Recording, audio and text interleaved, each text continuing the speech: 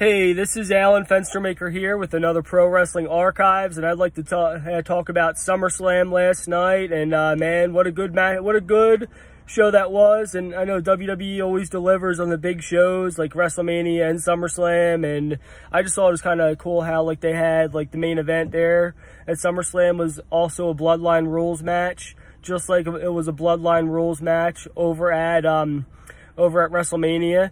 And I was just thinking about it too, because the two ever Bloodline rules matches that there were, Cody Rhodes won them. So in a way, those are kind of like, I would say that's Cody Rhodes' match, because even though like you'd think it's in favor of the Bloodline, but both of those matches Cody Rhodes won. And it's kind of interesting too, because as part of it, you could see like anybody pop in and interfere. Like you had the Tongas, you had Jacob Fatu, and then you also had Randy Orton, and you also had Kevin Owens interfere. And then ultimately at the end, Roman Reigns came out, which the irony right there was Roman lost the belt to Cody in the first ever Bloodline rules match. And now last night, yeah, Roman took out Solo Sikoa. Now, like, I could see a bunch of things happening there, too, like a Bloodline versus Bloodline match set up for Survivor Series, Roman's Bloodline versus Solo Sikoa's Bloodline, and I could see it being Roman and the Usos teaming up.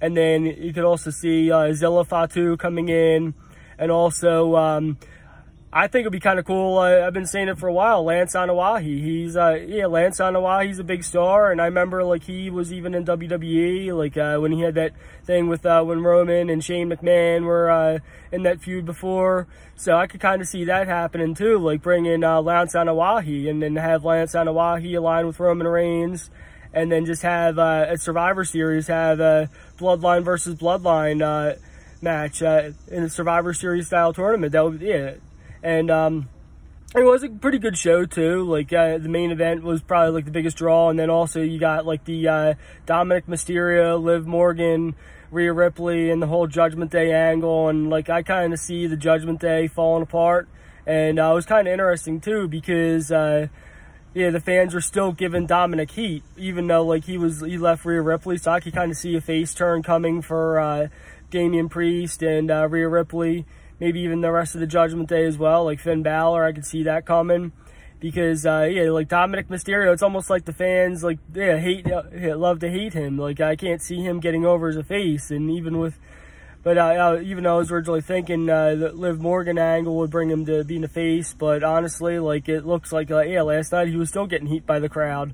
So it should be interesting to see how things are going to come out, even though I did kind of see that would be happening, the whole Dominic Mysterio, Liv Morgan angle. And also furthermore, just some stuff I've been hearing online too, like about Shane McMahon joining AEW. That should be an interesting turn of events too, especially like how he was he's Vince's son, and how Vince owned WWE.